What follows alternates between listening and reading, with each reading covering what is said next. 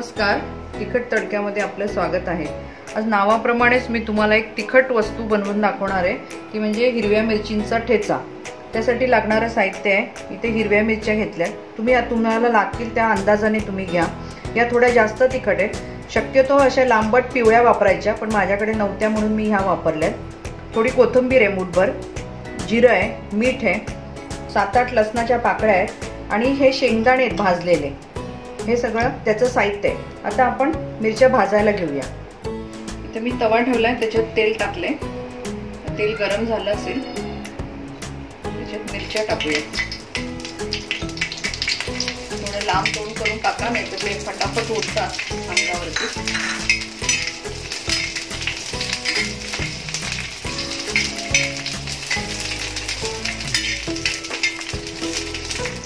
जिरं घालूया,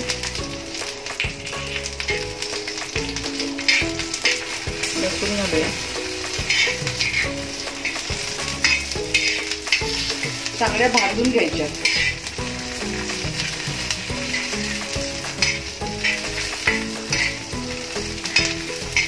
थोडा गॅस मोठा करून त्याच्यावरती आपण आता परतल्यावर थोडंसं मीठ आता घालून झाकण ठेवूया।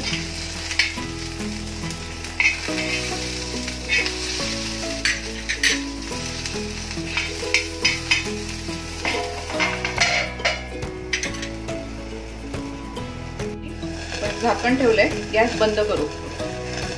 आता आपण बघूया, मिरच्या चांगल्या भाजल्या गेल्या, काढून घेऊ।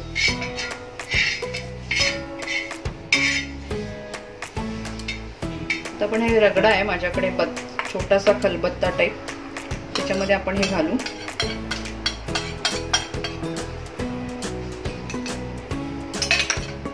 मीठ घालूया आणि हे कुटून घेऊया।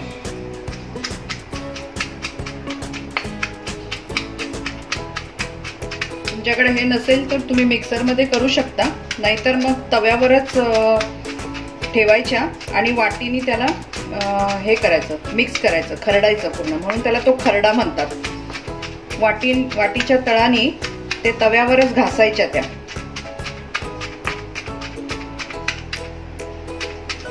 बघा आपलं चांगलं हे झालंय, मिक्स झालंय। आता आपण याच्यामध्ये हे शेंगदाणे घालूया, परत त्याला थोडंसं कुटून घेऊ। ते आपलं बघा कुटून झालेलं आहे, छान कुटले गेले। त्याच्यामध्ये थोडेसे शेंगदाणे असे अर्धवटच ठेवतो, ते चांगले लागतात। कोथिंबीर घालू,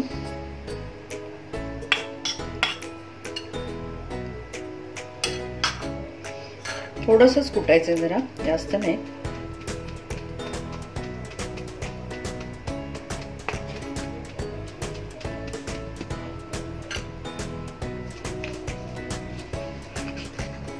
आता आपण त्याला परतून घेऊया।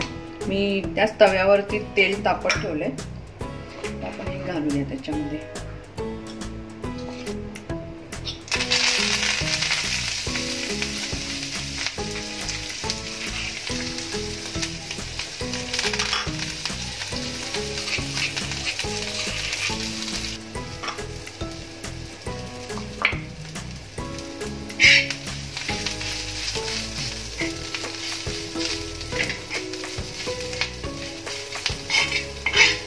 आपला ठेचा झालेला आहे तयार।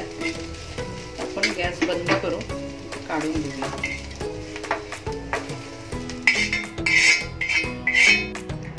आपला हिरव्या मिरचीचा ठेचा तयार झालेला आहे। हा तुम्ही ज्वारी, बाजरी, कुठल्याही भाकरी बरोबर खाऊ शकता।